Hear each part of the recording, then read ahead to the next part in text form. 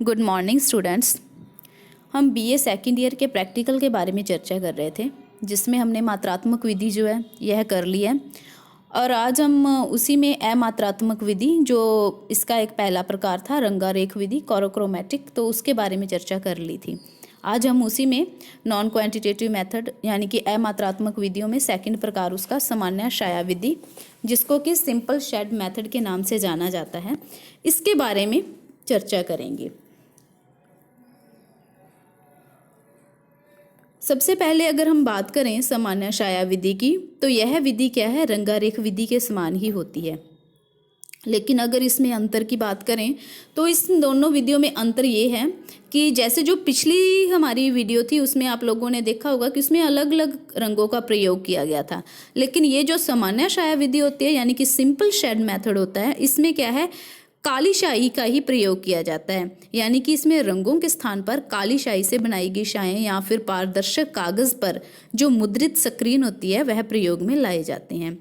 और यहाँ पर इस चीज़ का ध्यान रखना आवश्यक है कि छाया मानचित्र वर्णमात्री जो कोरोप्लीथ विधि होती है उसके द्वारा बनाए गए जो मानचित्र होते हैं उनसे क्या है, भिन्न होते हैं। अगर सामान्य छाया विधि में देखें तो इसको बनाने का एकमात्र उद्देश्य जो मेन है वो क्या है कि भिन्न भिन्न प्रकार के क्षेत्रों को दिखलाना, यानी कि जो एरिया अलग अलग है उसको क्या है कि कुछ ऐसे प्रदर्शित किया जाए कि उनकी जो भिन्नता है वो दिख जाए। तो इसमें क्या है कि इसीलिए इस मानचित्र में छायों के वितरण और अगर घनत्व देखें तो इससे इसका कोई संबंध नहीं होता है। लेकिन अगर इसके विपरीत वर्णमात्री मानचित्र का देखें तो उसके वितरण और घनत्व के अनुसार छाया जो होती है वो हल्की या फिर क्या होती रहती है, भारी होती रहती है।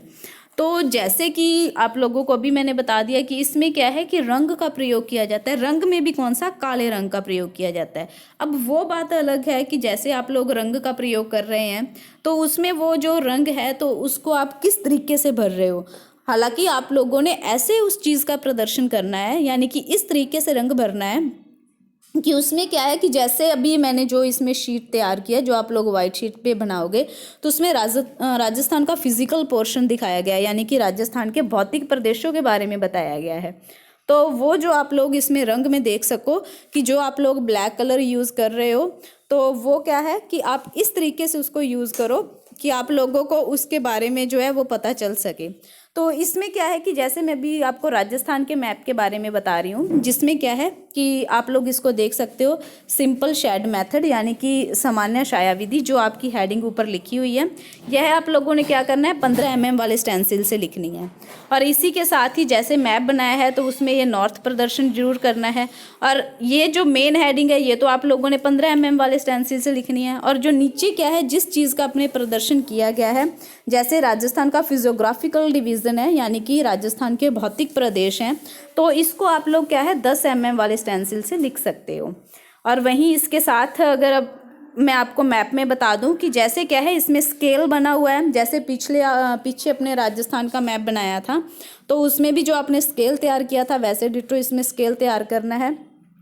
अब इस मैप की अगर हम देखें जो सामान्य छाया विधि है, इसका मेथड का यूज़ है, तो इसमें क्या है कि जो राजस्थान का मैप है, जैसे आप लोग इस मैप में देख सकते हो, मैं इसको झूम करके आपको दिखा सकती हूँ कि जैसे क्या है ये राजस्थान का मैप है, तो इसमें आपने राजस्थान का फिजियोग्राफिकल डिवाइडेशन किया है, यानी कि भौतिक प्रदेशों में जो बांटा है। तो आप सभी जानते हो कि जो राजस्थान है इसको 4 भौतिक भागों में बांटा गया है। अब इसको 4 जो भौतिक भागों में बांटा गया है तो आप इसमें कलर भी देख सकते हो कि इसमें कलर सिर्फ ब्लैक रंग का यूज़ हुआ है, लेकिन उसी ब्लैक कलर को आपने क्या है अलग अलग